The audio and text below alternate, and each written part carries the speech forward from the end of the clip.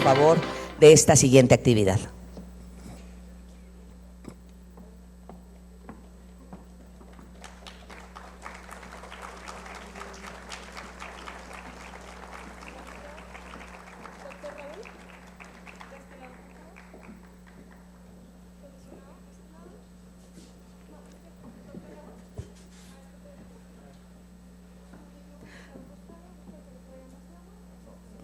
La siguiente actividad es un panel y tiene como nombre, como título, Ciberdelincuencia y ciberseguridad en el esquema normativo legal. Y dejamos el uso del micrófono a la magistrada del Poder Judicial del Estado de México, que servirá como moderadora, magistrada María Matilde Colín González. Adelante, por favor. Muchas gracias.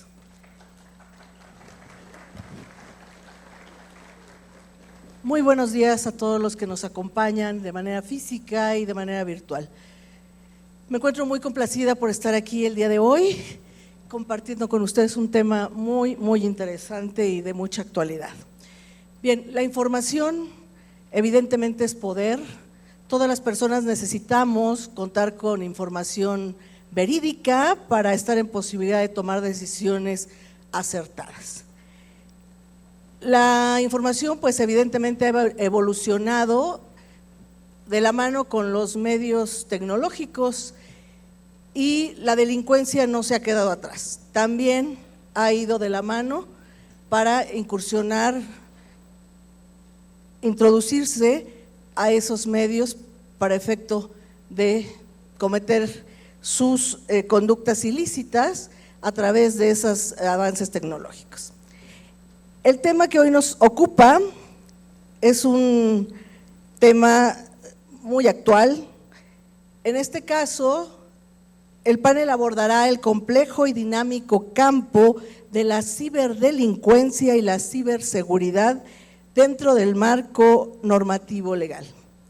Se discutirá cómo las leyes y regulaciones actuales enfrentan los desafíos emergentes en el ámbito digital, así como las estrategias para fortalecer la protección de datos personales y la seguridad cibernética en un entorno en constante evolución. Bien, voy a proceder a presentar a ustedes, a los panelistas que hoy nos acompañan, son de lujo, la verdad. Voy a iniciar por el doctor Luis Gustavo Parra Noriega.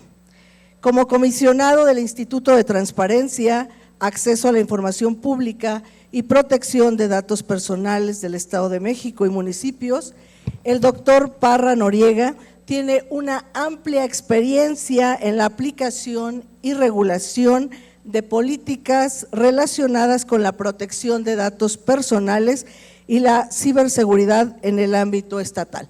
Les pido por favor, le brindemos un caluroso aplauso.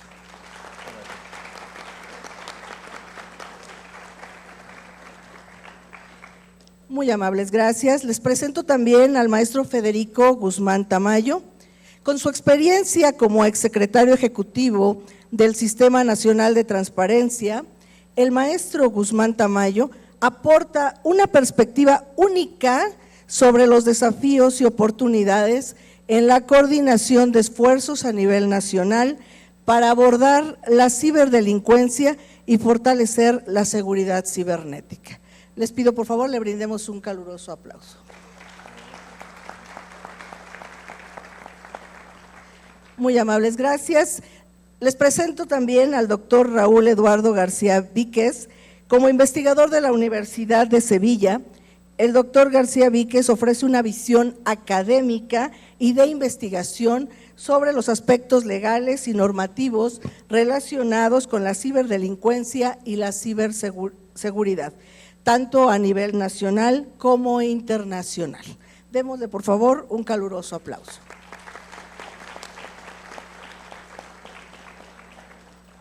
Gracias. Y sin mayor preámbulo vamos a pasar a abordar el tema central de este panel y va a ser a través de preguntas detonantes, provocadoras que nos permitan conocer más a profundidad sobre el tema que hoy nos reúne. En primer lugar, me voy a dirigir al doctor Luis Gustavo Parra Noriega. Le voy a hacer dos preguntas, una primero y la segunda una vez que nos haga favor de dar respuesta a la primera. Bien, doctor Luis Gustavo, considerando el creciente flujo de datos personales en el entorno digital, ¿cómo pueden las instituciones gubernamentales garantizar una protección efectiva de la privacidad de los ciudadanos mientras se promueve la transparencia y el acceso a la información pública?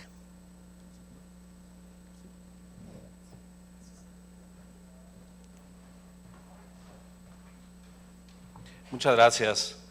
Gracias, magistrada. Buenos días a todas y a todos. Agradezco también al doctor Sodi, presidente del Poder Judicial, magistrado presidente del Tribunal Superior de Justicia, que nos ha hecho favor de invitarnos, lo mismo al maestro Edgar Marín también, muchas gracias. Y saludo a los compañeros panelistas. De la pregunta que me plantea la magistrada, pues son, digamos, yo creo que diversas estrategias las que se pudieran implementar. Por supuesto, una fundamental es el cumplimiento legal, ¿no? Tener una estrategia de compliance, digamos, general, en donde las obligaciones y todo lo que implica en materia de protección de datos personales, de privacidad, sea muy estricta, sea muy cuidadosa, establecer pues nuestro inventario de datos muy concreto, nuestras fuentes de recolección, de recopilación, tener establecido muy claro los límites y sobre todo tener muy claro la identificación de los riesgos al respecto del tipo de datos que tenemos, de qué manera usamos o divulgamos esta información personal, si se comparte esa información. Y hablando, porque la pregunta tiene que ver que al mismo tiempo se promueva la transparencia y el acceso a la información pública, necesitamos tener un equilibrio y una ponderación, porque los dos son derechos humanos, los dos tenemos que cumplir en sus términos y los principios que conllevan cada uno de ellos, pero hay cosas que se pueden hacer también de manera proactiva. Y una de las cuestiones que tiene que establecerse son, por ejemplo, buenas prácticas de transparencia proactiva, como lo ha hecho el Poder Judicial, por cierto, lo hace el Infoem, porque la transparencia proactiva de alguna manera es clave para generar confianza y sobre todo en los procesos de seguridad de la información. Y para ello, bueno, pues como instituciones públicas debemos de establecer todo este tipo de medidas de protección y sobre todo garantizar que la información que usamos de los ciudadanos esté segura y estrictamente para los fines que nos dieron la información. Para ello también hay que hacer un esfuerzo de alfabetización, de educación desde las instituciones para que nuestro personal, todos los involucrados, comprendan perfectamente de lo que se está hablando y de lo que está en juego, que son estos derechos humanos, y que los ciudadanos comprendan sobre todo y puedan proteger su privacidad en línea y que esto nos lleve también a poder ser muy conscientes de este derecho de autodeterminación informativa, que en eso consiste la protección de datos personales, todos tener la capacidad de control, de disposición, esa facultad de poder tener muy claro quién tiene mis datos, para qué los usa y cómo puedo de alguna manera protegerlos, cuidarlos y sobre todo ejercer también los derechos ARCO. Y por último de esta pregunta, nosotros tenemos una experiencia en el Infoem de transparencia proactiva, que es el micrositio de prevención de la violencia digital.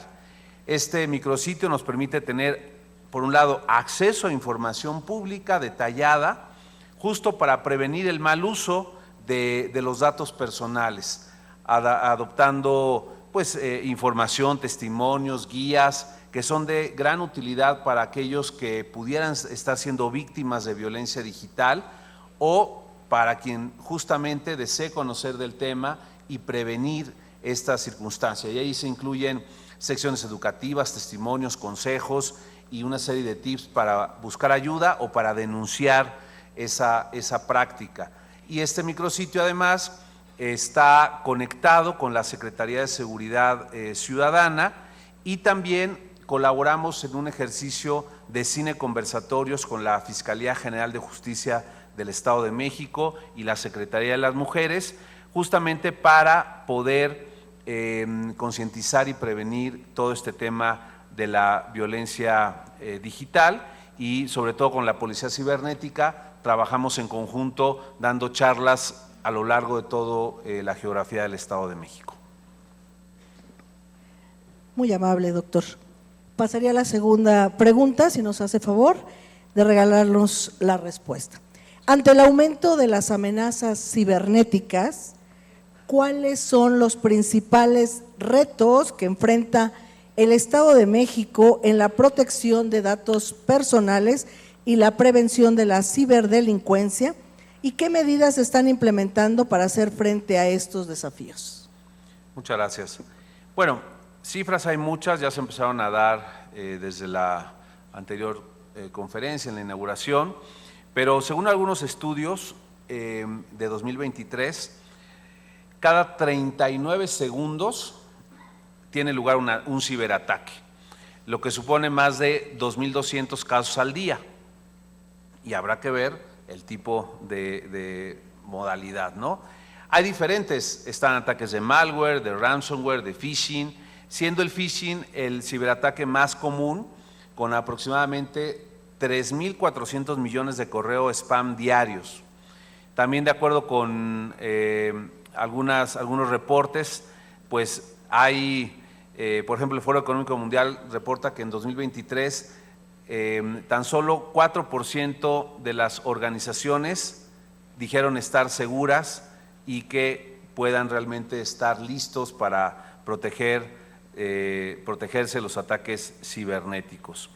Entonces, hay muchas cosas que hacer: identificar riesgos, evaluar y comprender las posibles amenazas y vulnerabilidades que tenga nuestra organización y que nos pueda afectar en la seguridad de nuestros sistemas, redes y datos. Es lo más importante. Identificando esos riesgos, las organizaciones pueden tomar medidas proactivas para establecer controles de seguridad adecuados, desarrollar planes de respuesta a incidentes o fortalecer las defensas cibernéticas, y de alguna manera esto permitir mitigar y prevenir estos ataques, y sobre todo protegiendo en lo que consiste la seguridad, que es en proteger la integridad, confidencialidad y disponibilidad de la información que tengan ustedes.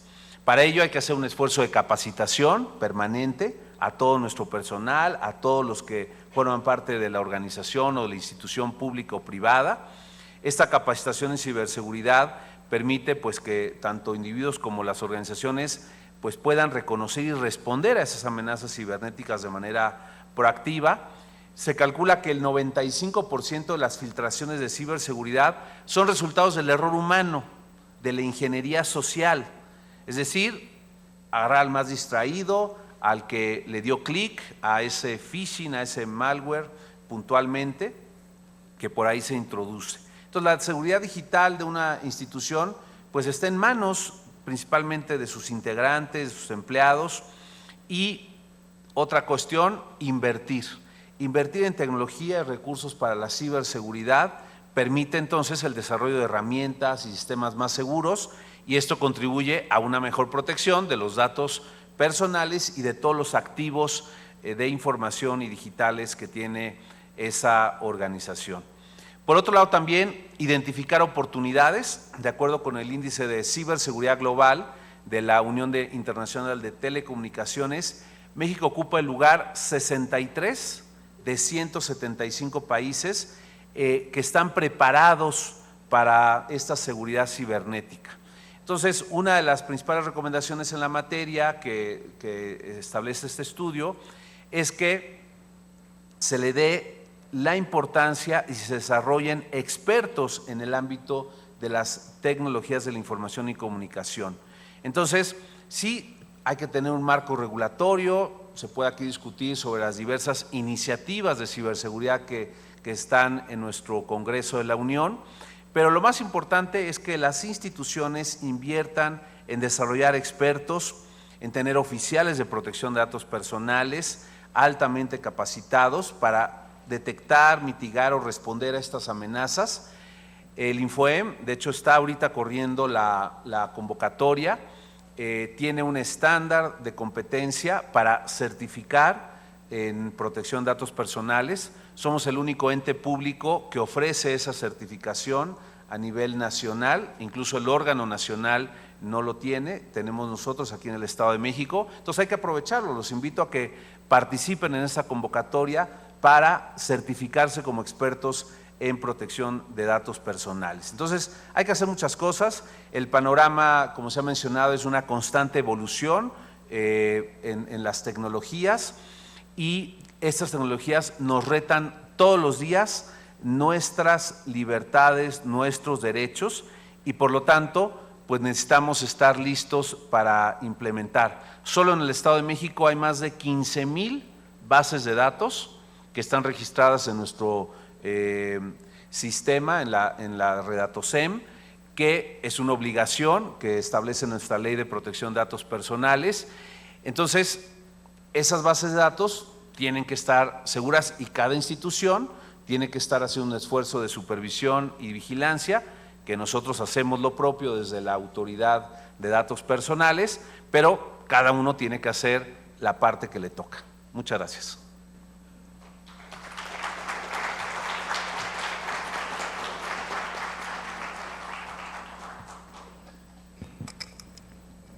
Muchas gracias, doctor Luis Gustavo Parra Noriega.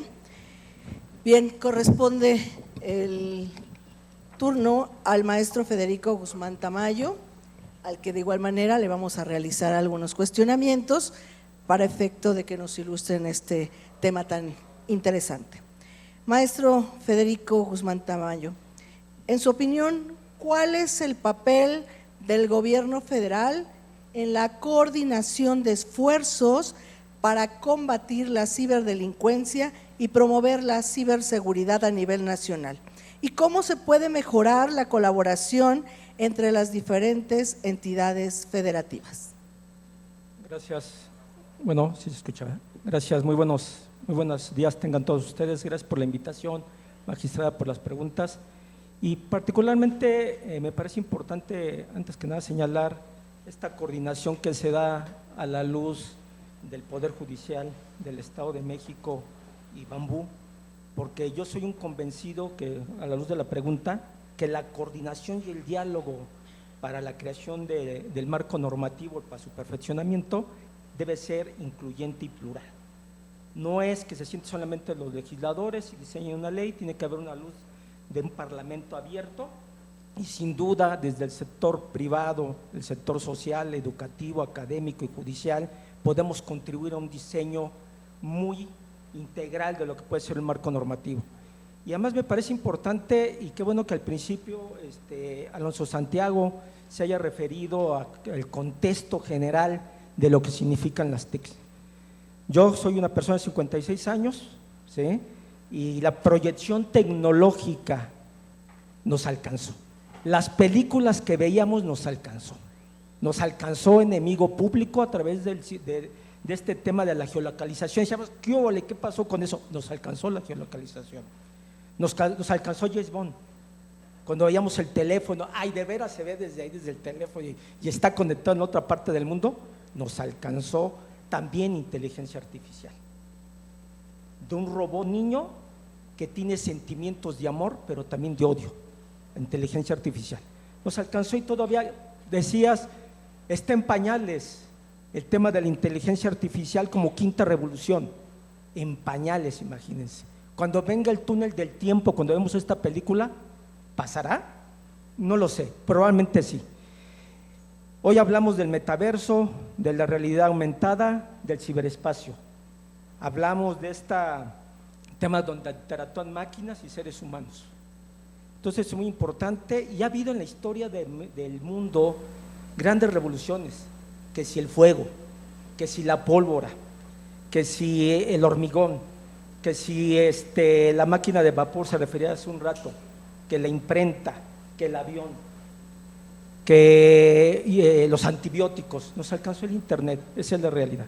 Y a la luz de la pregunta que se nos formulaba, hay que decirlo, en México el marco normativo específico en materia de ciberseguridad, si bien existen iniciativas y disposiciones afines, lo cierto es que no tenemos una legislación adecuada, sólida e innovadora en materia de ciberseguridad.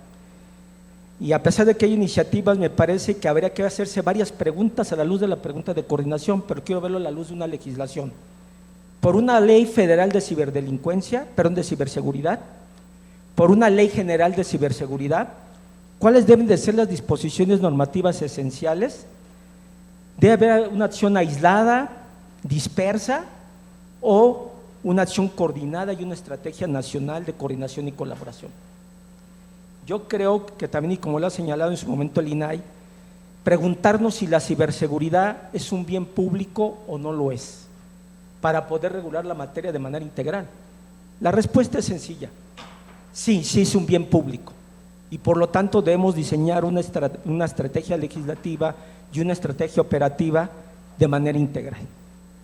Dicha ley, por supuesto, debe contemplar varias cosas, entre ellas la primera, y lo que refiere precisamente Gustavo, obviamente garantizar el uso seguro, confiable, ¿sí?, del ciberespacio y de las tecnologías como usuarios que somos, pero debemos de poner en el enfoque particularmente el tema de los derechos humanos y de las libertades fundamentales.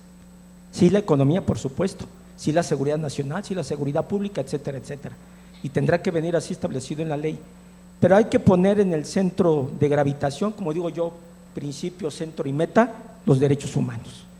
Y en ese sentido, garantizar un entorno que sea favorable a estos derechos humanos, y partir de este enfoque humanista, ¿no?, el Internet al servicio de la humanidad. Somos usuarios, son personas, son vidas y tienen derechos. Hay que partir de ese centro, que el Internet no se convierta en una herramienta para deshumanizar, sino como se decía hace un rato, para nuestro beneficio.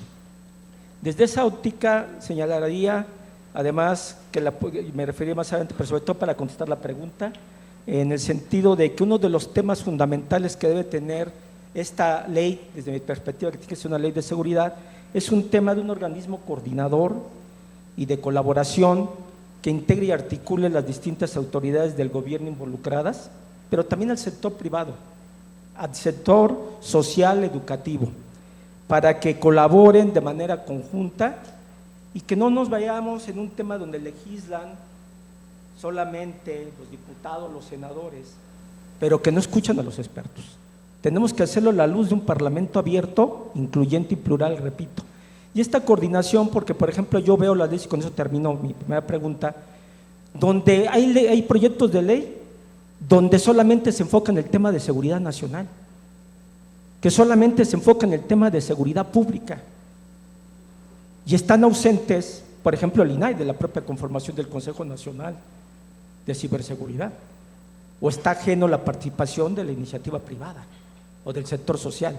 Entonces, la coordinación y la colaboración es un diálogo plural, tanto en el diseño de la norma como cuando te sientas en el Sistema Nacional de Ciberseguridad, donde están platicando y construyendo juntos política pública. Esta es mi primera. Muy amable, maestro. Continuaremos. Considerando el marco normativo actual en México, ¿qué reformas legales o políticas públicas son necesarias para fortalecer la protección de datos personales y abordar de manera más efectiva la ciberdelincuencia en el país? Si me hace favor. Sí, gracias.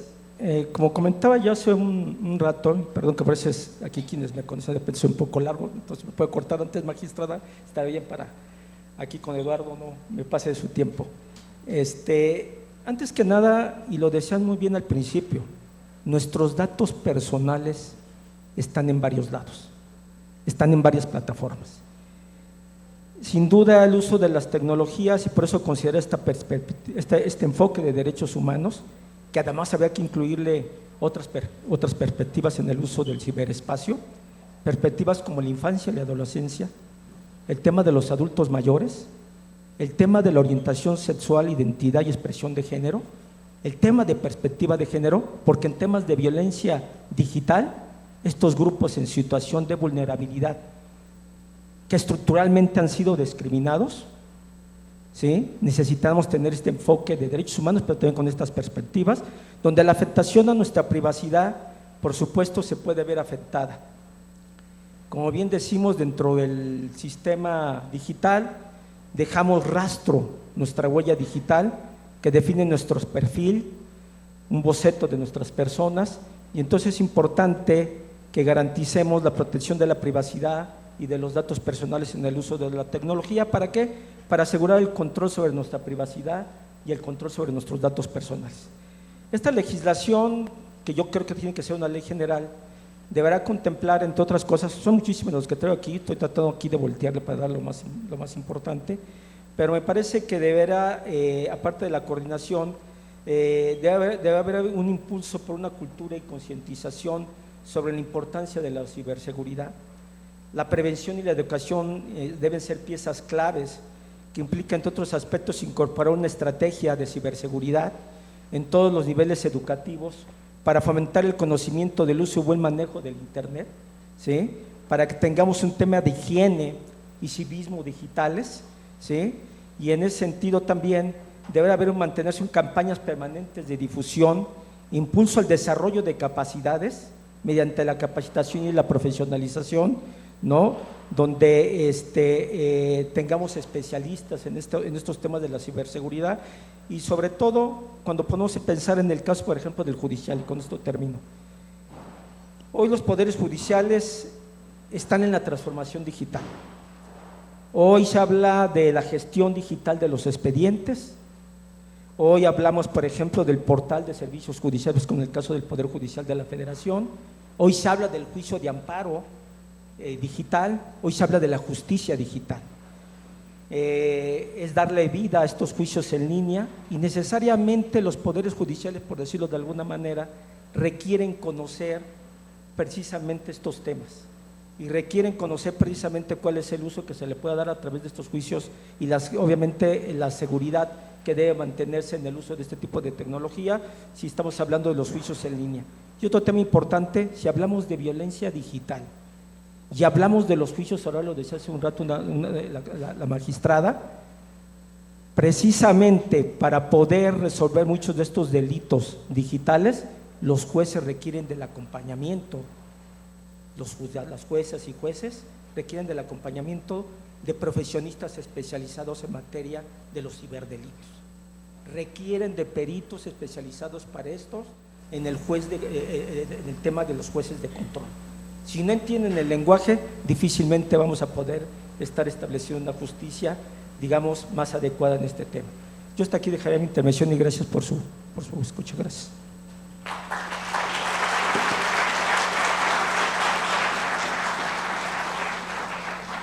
Muchas gracias, maestro Guzmán Tamayo.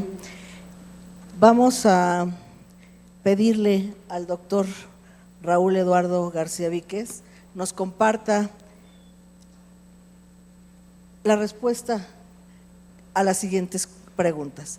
Desde una perspectiva académica, ¿cómo evalúa la efectividad de las leyes y regulaciones existentes en México para combatir la ciberdelincuencia y garantizar la ciberseguridad? ¿Y qué áreas considera que requieren una mayor atención y desarrollo? Por favor.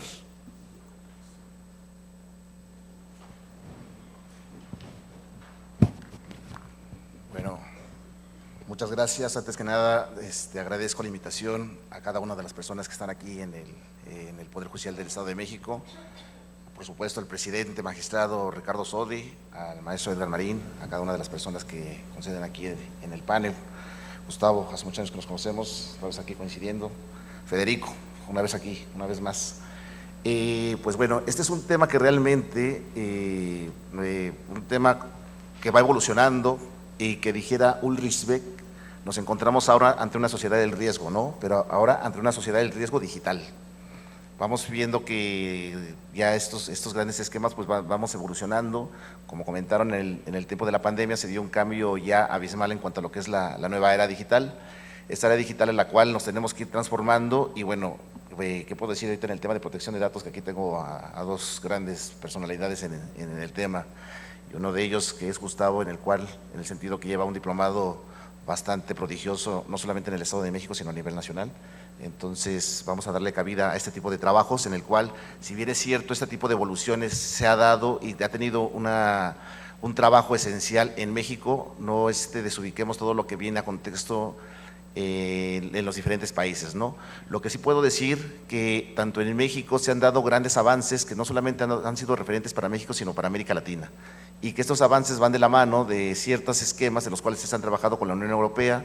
Ahora estaba recordando en las intervenciones de mis compañeros, lo cual, por ejemplo, el maestro García Palos de Molina manifestaba sobre lo que es la prevención del delito, ¿no? La prevención del delito de manera general, y ante este tipo de esquemas, pues ahora tenemos que hablar sobre la prevención del delito digital, ¿sí?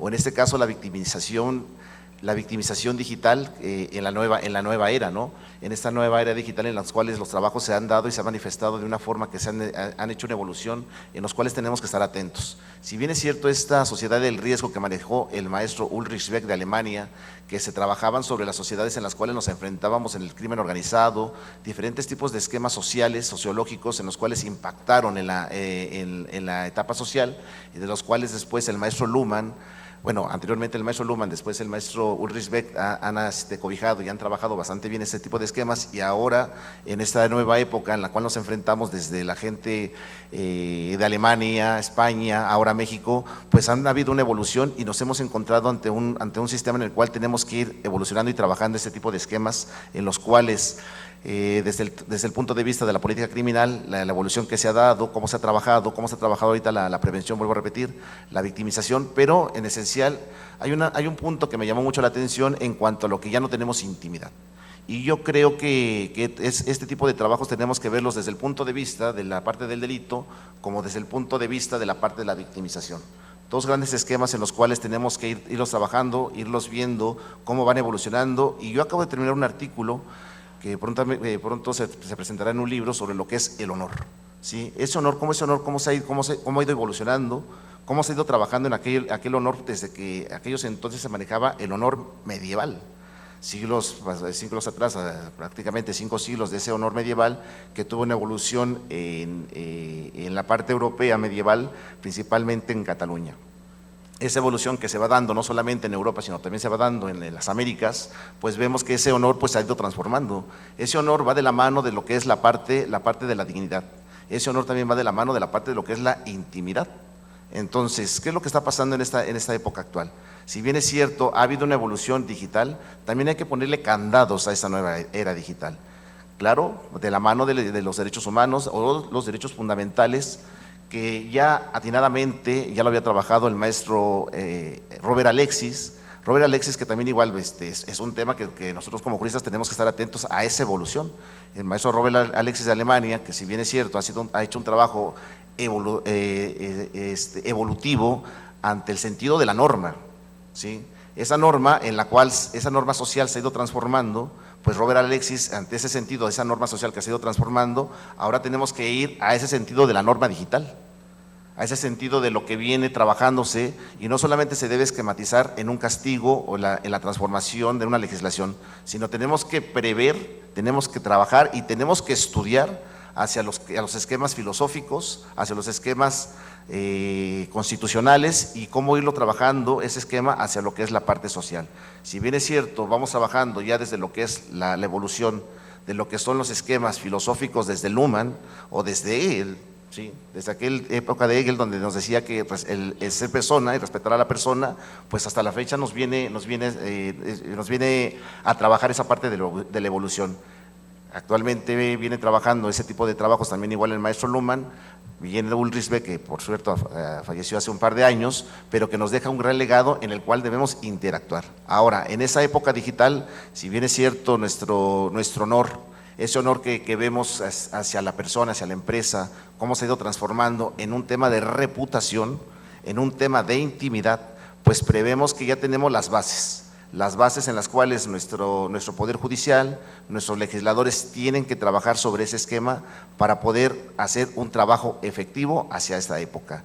Si bien es cierto, los datos personales ya nos antecedieron sobre lo que es la importancia y que realmente yo creo que vemos ahorita un panel y aparte un listón muy alto en cuanto a lo que ya son las definiciones de protección de datos.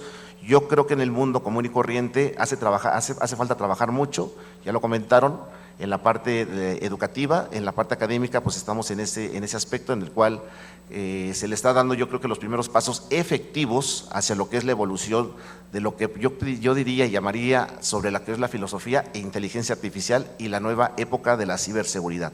Entonces, si esos pasos los damos acertadamente, no solamente para el mundo de la empresa, no solamente para el mundo de las instituciones, sino para el mundo común y corriente en el cual participamos todos, yo creo que de manera transversal podemos tener los primeros pasos efectivos que yo creo que ya los estamos dando para que la época que nos ha ganado vayamos empatando cierto tipo de esquemas y también empatar este tipo de seguridad, no solamente para las instituciones, sino para hacerle frente a la delincuencia organizada. Muchas gracias.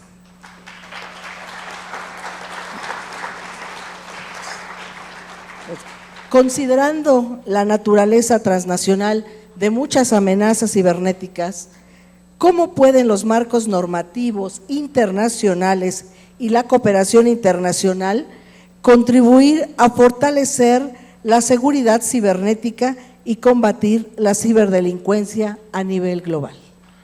Hombre, qué interesante.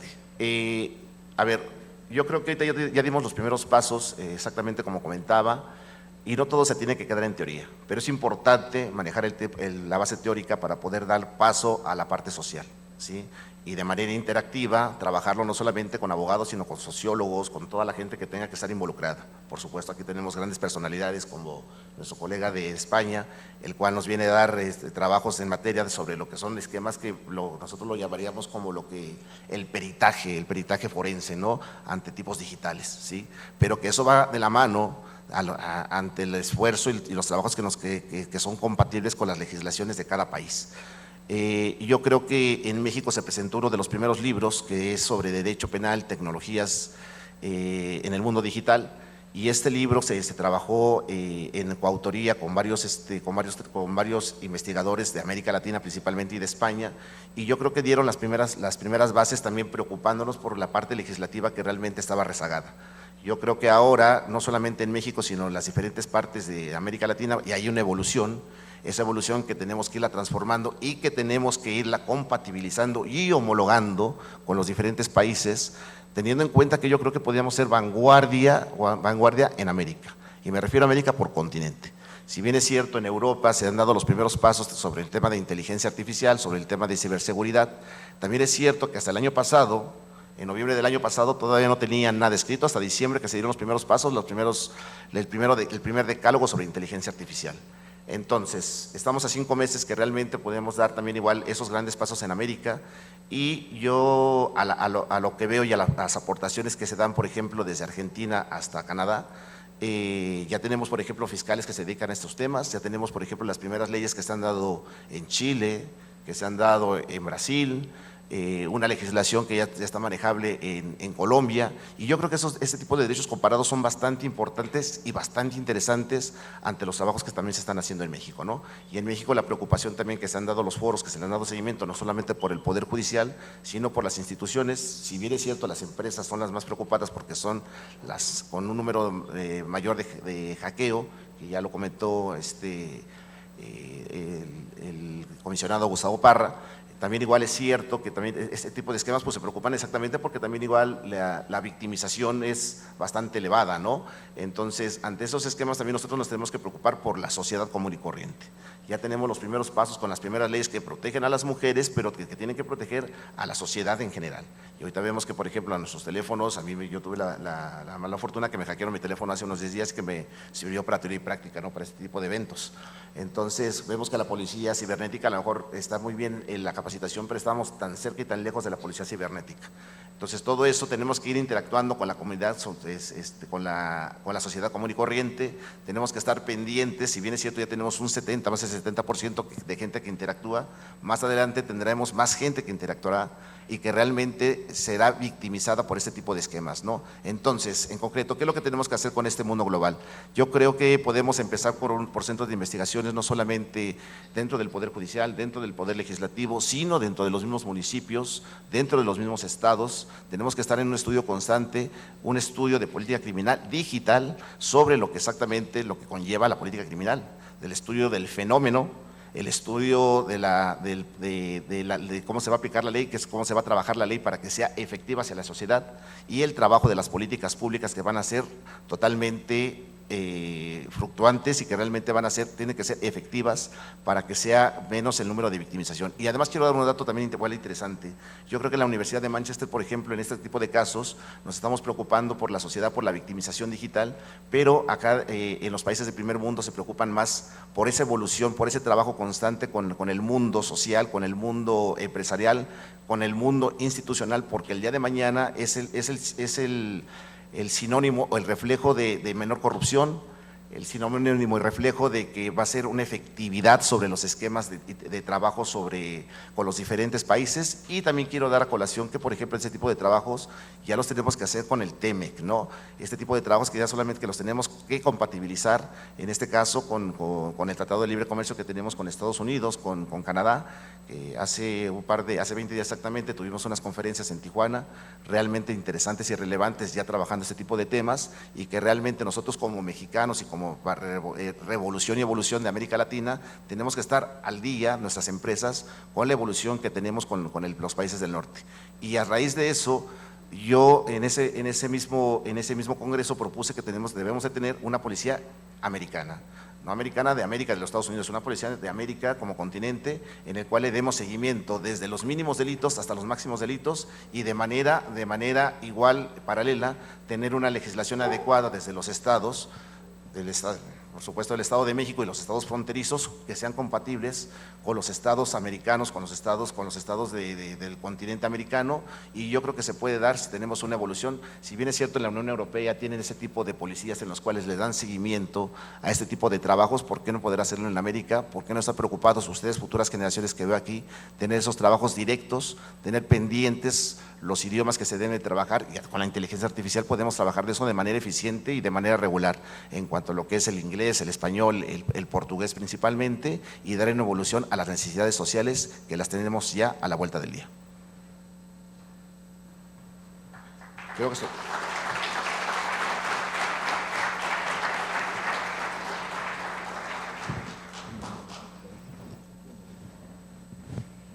Información sumamente importante y trascendente la que el día de hoy nos han compartido nuestros panelistas. Grandes retos tiene el Estado, porque por un lado debe garantizar la transparencia proactiva de la información, pero por otro lado también debe tener en cuenta la protección de datos personales, de datos sensibles, que no deben ser proporcionados, y hay que realizar una ponderación precisamente de esos derechos entre la obligación de transparentar la información y por otro lado excluir la relacionada con datos personales. Esta tarea es sumamente trascendental para el Estado, pero también para cada uno de nosotros, porque como nos compartían, pues la tecnología nos ha alcanzado, pero también la delincuencia. Hoy en día hay un sinnúmero de delitos que se cometen precisamente mediante las TICs, las tecnologías de información y comunicación, ya sea que atenten contra individuos de manera particular, empresas, gobiernos. Por lo cual También es tarea y reto del Estado el detectar esas conductas y tipificarlas para sancionarlas, prevenirlas y demás. Pero cada uno de nosotros tiene que hacer también su tarea, porque en cada una de las actividades que como particulares realizamos en nuestra vida cotidiana, y aun cuando no nos damos cuenta, estamos poniendo en riesgo nuestra información. Por ejemplo, cuando abrimos una cuenta bancaria, nos dan un aviso de privacidad que nunca leemos, y ahí viene la autorización para que se comparta mucha de nuestra información. Incluso cuando vamos a tomar un curso virtual por internet, no leemos, simplemente le damos leí el aviso de privacidad y lo que queremos es entrar al curso y no nos damos cuenta de toda la información que estamos autorizando se comparta. Bien, pues como ya lo decían también nuestros panelistas, es un reto también el que se nos capacite para que podamos reservar y cuidar nuestra propia información y cuidarnos a nosotros mismos. Bien, vamos a pasar a la etapa de preguntas y respuestas. Si tienen algún cuestionamiento que realizar a nuestros panelistas, ellos están más que dispuestos para contestarlas.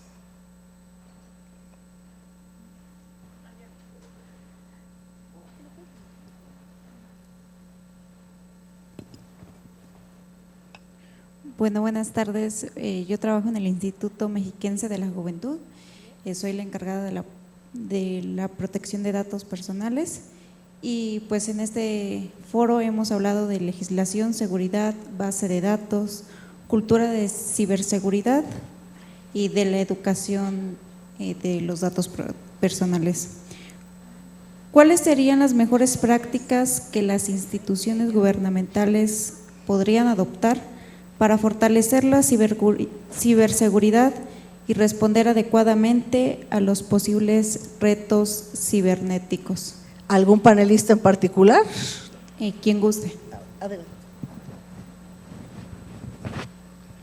Gracias. Bueno, yo lo que recomendaría de entrada pues es cumplir a cabalidad la ley de datos personales. Eso ya es un piso muy importante para poder estar preparados en temas de ciberseguridad. La ley de datos, entre otras cosas, nos establece 8 principios y 2 deberes, el deber de confidencialidad y el deber de seguridad. Y en el caso del deber de seguridad, haciendo nuestro análisis de riesgos, teniendo muy claro nuestro inventario de datos personales, tenemos que tener con precisión la certeza de qué tipo de datos tratamos. Si son datos sensibles, pues tendrán que tener una protección reforzada, o qué tipo de información es la que manejamos. Y a partir de ahí pues se deriva una serie de obligaciones de establecer las medidas físicas, administrativas o técnicas que se requieran. Y todo eso plasmarlo en el documento de seguridad. Entonces el desarrollo de ese documento de seguridad, pero sobre todo su puesta en práctica, lo que comentábamos un poco en la respuesta que se planteaba en cuanto a la prevención, tener planes puntuales de respuesta a posibles incidentes, porque nadie puede decirse seguro al 100%. Se dice por ahí que realmente el que no ha sido pues vulnerado, hackeado, pues que se forme en la fila, porque seguramente va a haber algún intento, seguramente le va a pasar. Entonces hay que estar preparados y hay que tener muy claro cuál va a ser nuestra respuesta a ese incidente y cómo podemos mitigar, minimizar los daños que se establezcan o se causen. Y sobre todo la preparación. La mejor buena práctica es la capacitación y insistir permanentemente en ello. Y por supuesto, cordialmente invitada al tema de la certificación en protección de datos personales, que eso es de alguna manera una garantía también para la propia institución. Por último, usar las figuras preventivas que tiene nuestra legislación, principalmente 2, además del oficial de protección de datos, las auditorías voluntarias y las evaluaciones de impacto a la protección de datos. Entonces, ahí nosotros podemos ayudarles en muy buena medida. Las auditorías voluntarias, cuando ya hayan implementado, por ejemplo, su sistema de gestión o su documento de seguridad, pueden ir con nosotros y decir, oye, hazme una auditoría puntual en este proceso. Obviamente ustedes tienen que hacer primero la parte que les toca, y nosotros ahí, sin un afán de sanción o responsabilidad, sino como es voluntario, se va a atender, se va a revisar y se harán puntuales recomendaciones que les sirvan para tener todo previsto en cuanto al tema de protección de datos personales.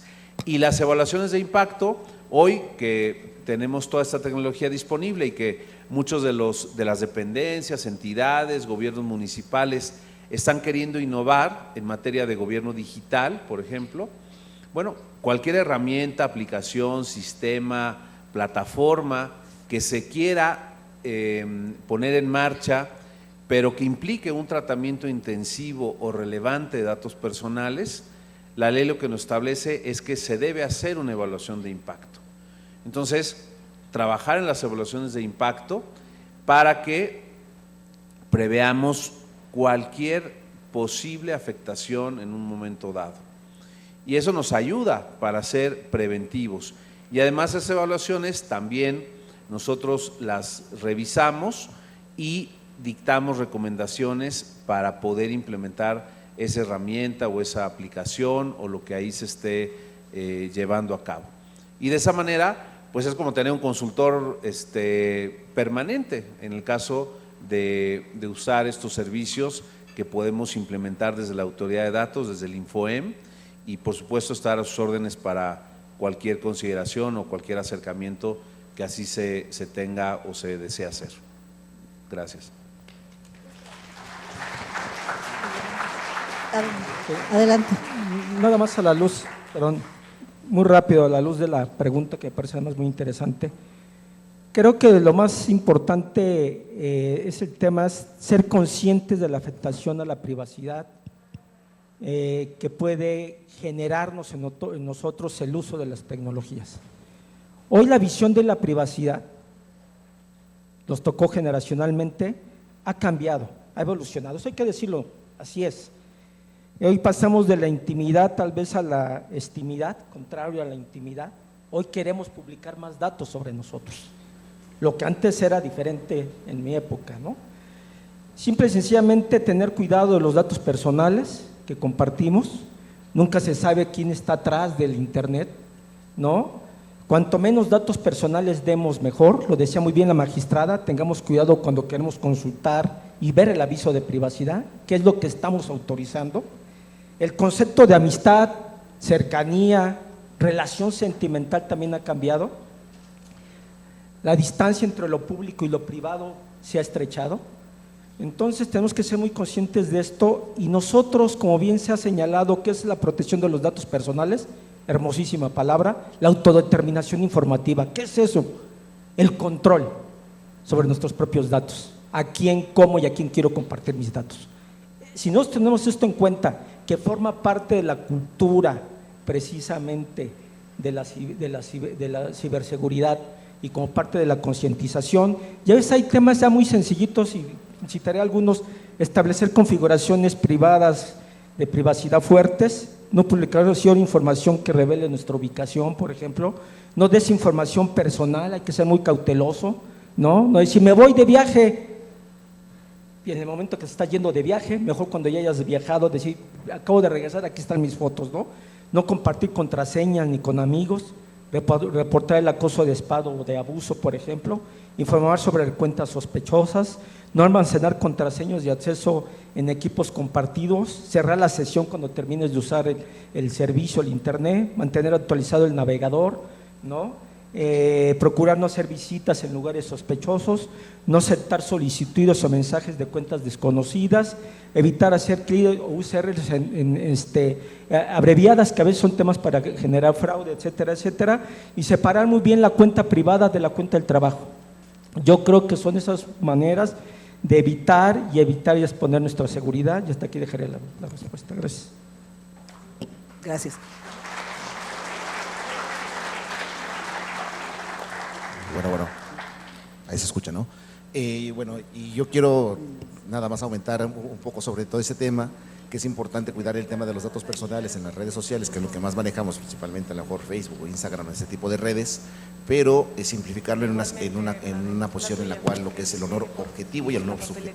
El honor objetivo, que es exactamente la parte que va, la parte subjetiva, la parte interior, y la parte objetiva es la que debemos cuidar, el honor, la fama, todo este tipo de situaciones que van dentro de lo que es las redes sociales, pero bueno, simplificada, muy simple, así para que lo tengan ustedes claro, el honor objetivo y el honor subjetivo. El honor objetivo es con el cual vamos a trabajar diariamente y que tenemos que estar al pendiente de todo. Y hay un tema muy especial también igual que me llama mucho la atención entre lo que es los derechos de autor, por ejemplo, y la inteligencia artificial, son temas en los cuales también igual tenemos que estar al tanto, que por cierto aquí me acompaña la doctora Contreras Félix Heréndira, que igual trabaja este tipo de temas, y cuando me lo comentó dije, pues sí es cierto, o sea, son temas en los cuales tenemos que ir viendo, tenemos que ir plasmando todo este tipo de esquemas, en los cuales esa mínima línea, en la cual si la rebasamos, pues realmente podemos estar del otro lado, en el cual evidenciamos y somos vulnerables ante la nueva época, en la era digital, en la cual si tenemos cuidado, pues realmente vamos a tener cosas más fructíferas, ¿vale? Muchas gracias.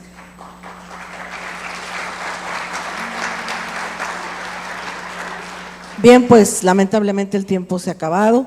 Le agradezco infinitamente a cada uno de los panelistas su participación, así como al público presente. Ojalá y se pueda continuar con esta clase de foros, porque son de suma importancia y trascendencia. Muchas gracias. Muchas gracias por su aportación en este Foro Internacional de Ciberseguridad y Protección de Datos Personales.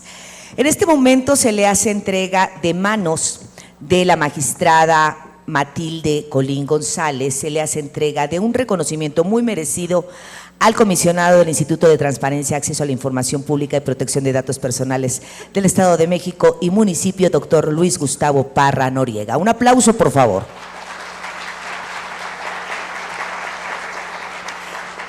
De igual manera, se le entrega reconocimiento al investigador de la Universidad de Sevilla, doctor Raúl Eduardo García Víquez.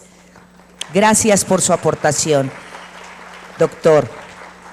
Y de la misma manera, al exsecretario ejecutivo del Sistema Nacional de Transparencia, maestro Federico Guzmán Tamayo, muchas gracias y muchas felicidades a todos ustedes. El Poder Judicial del Estado de México entrega un agradecimiento por su participación como moderadora a la magistrada del Poder Judicial del Estado de México, magistrada María Matilde Colín González.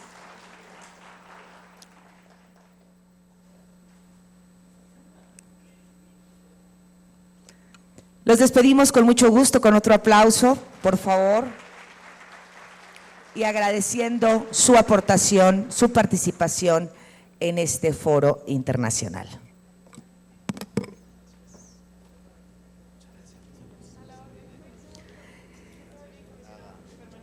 Permanezcan, por favor, en su lugar, porque vamos a continuar de inmediato con la siguiente actividad.